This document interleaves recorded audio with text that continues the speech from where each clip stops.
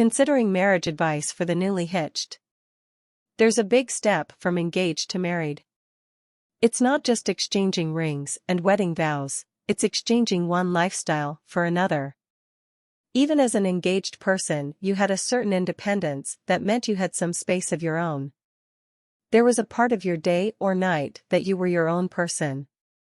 In a marriage, this more or less disappears completely. No matter how much freedom you have in your marriage, how flexible the boundaries, you still have to remember that there is now someone else that you must keep 100% in your life loop. If you're going to be late from work, you need to make sure your husband/wife knows. If you aren't going to be home for supper, they need to know. If you aren't going to be able to get the dry cleaning on the way home, and it's needed for the next day, they need to know so they can go get it. This is a major life change. At first, it feels as if you are back answering to your parents.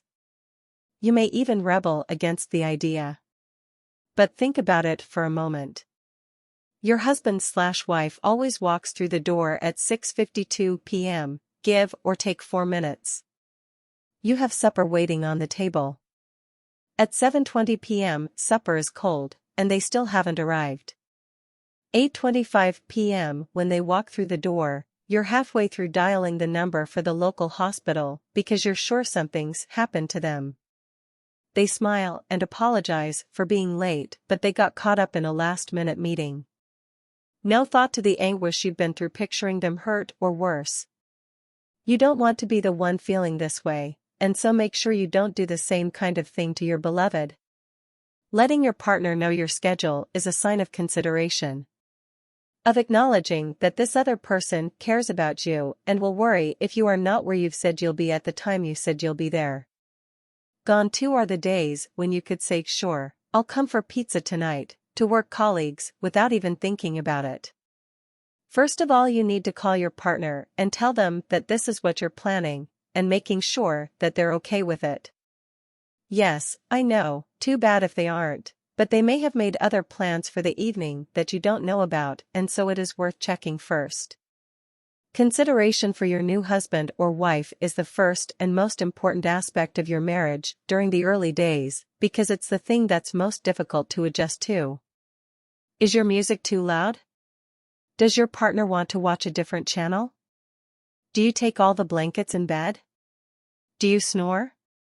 You don't check these things because you benefit, nor as a partner would you usually complain about them, but you do them because you want your marriage to be a partnership with two equal partners. If you argue about something, find common middle ground. There should be no power struggle if both parties respect each other enough to accept that both people are entitled to hold differing viewpoints. Don't back down from confrontation, don't press forward your advantage, be considerate towards each other and negotiate a situation you can both agree to. In the early weeks and months of marriage, you'll find many things new and sometimes not exactly the way you thought they'd be, but if both parties add consideration to their menu of love, trust and respect, then married life will soon settle down and you'll become accustomed to doing things without resentment or obligation. You'll do them because you want to.